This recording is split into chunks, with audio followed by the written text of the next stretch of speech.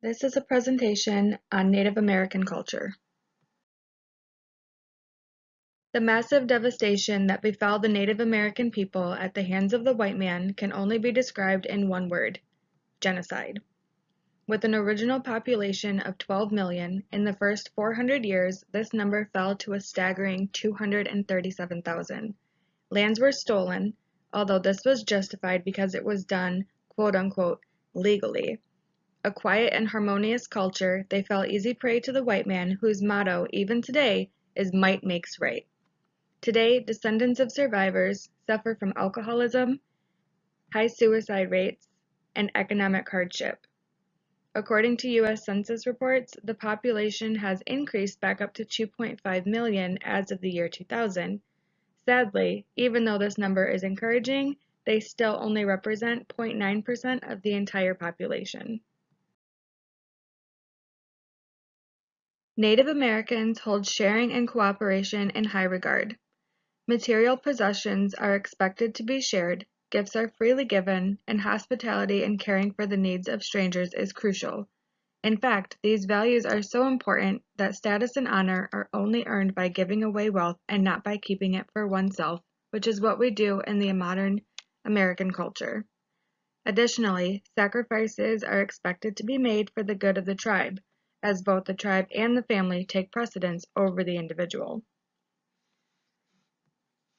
Extended families look vastly different from what Americans are traditionally used to. For the Hopis, there is a matrilineal power structure, which is opposite from our society. In this culture, when a man and woman get married, the man moves in with the woman. Furthermore, family ties define existence for the Navajo and Sioux tribes. Identification is done by who relatives are, not by where they reside or what their profession is. The strong family ties can be seen in the reflection of their names.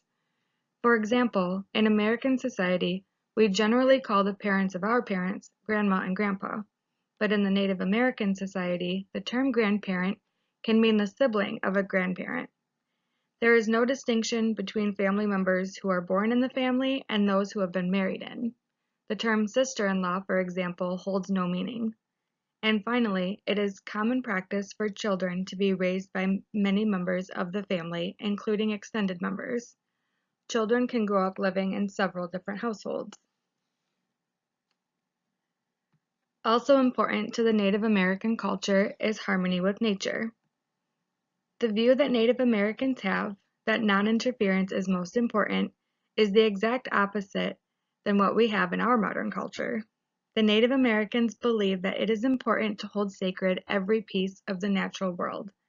This extends even into sickness and health. Disharmony with nature is reflected in illness, whether it be physical or emotional. Non-interference is important not only in nature, but also in the relationships of other people, according to the Native American culture. This is a fourth value that they hold in high regard. Boundaries are to be respected.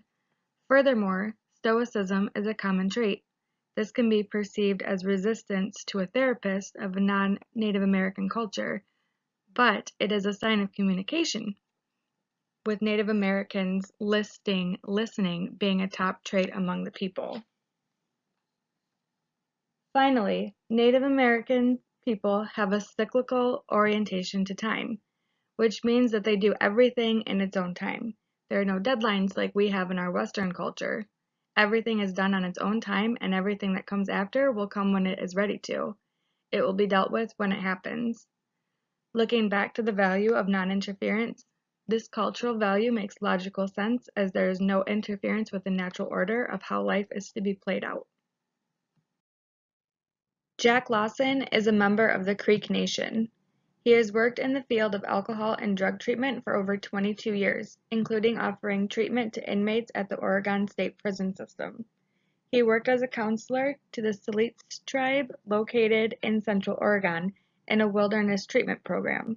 There are 9 federally recognized tribes in Oregon, and Jack Lawson is responsible for establishing relations, developing and implementing culturally relevant treatment services, as well as helping to oversee the implementing of cultural competency and community development and juvenile crime prevention plans. During the interview with Jack, many topics were discussed. According to Jack, it is difficult to sum up the Native people as a whole. There are over 350 different tribes, all with different cultures, languages, and religions. Instead, they are working to focus on their similarities, which of course includes most dominantly the history of their people. Even with many differences between their tribes, the more notable differences actually take place between the Native American culture and the one that Westerners live in. Oppression and feelings of being unwelcome run through their tribes right at the heart. Interestingly, many names have been given to these people, some more accurate than others. The initial term Indian is actually a misnomer. When Christopher Columbus landed in America, he thought he was in India, and thus the name. Native American was the first name that was given to them by them. It signaled that they came first in this land, not the white man. However, they predate the country, so moved on to the term indigenous people, or first people of the land. Some people still refer to themselves as Native Americans, while others prefer indigenous people. The term one prefers often speaks of where a person stands culturally or politically. As a whole, Native Americans have been oppressed. Until the mid-1980s, children were taken from their families and forced to live in boarding schools where they were forbidden to practice traditional ways or even speak their native language.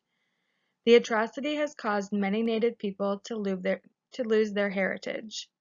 It has denied them the right to be raised in a nurturing home and to learn the skills necessary to become great parents themselves.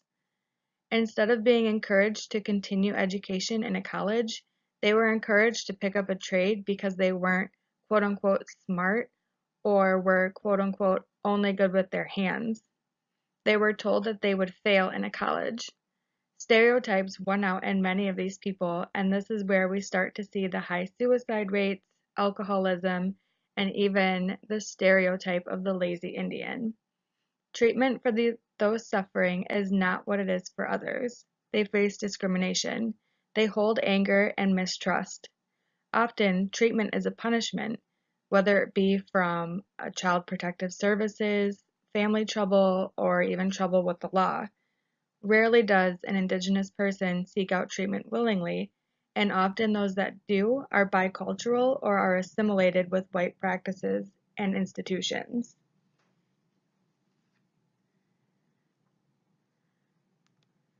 Jack Lawson states that when making an initial assessment of a Native American person, it is absolutely vital that the human services provider have a firm understanding of one's own beliefs as well as the differences in the culture of the client. A handshake, for example, is seen as vastly different in the two cultures. Honesty, sincerity, and straightforwardness to the white man, rude, overbearing, impolite, and intrusive to the Native American.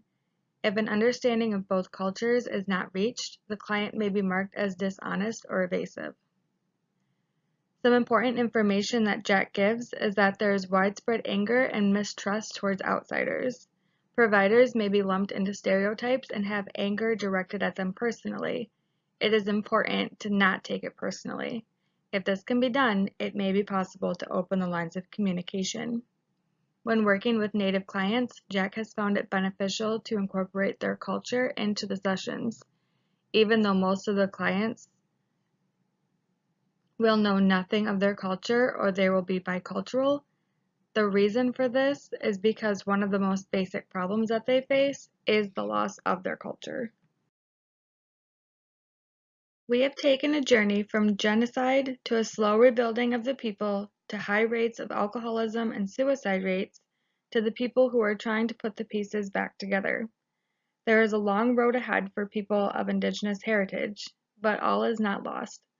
Jack Lawson has provided much useful information to help human service providers provide a service that is helpful to the reintegration of Native peoples with their cultural and to help them gain an identity, one that they are proud of and don't relate alcoholism and violence to.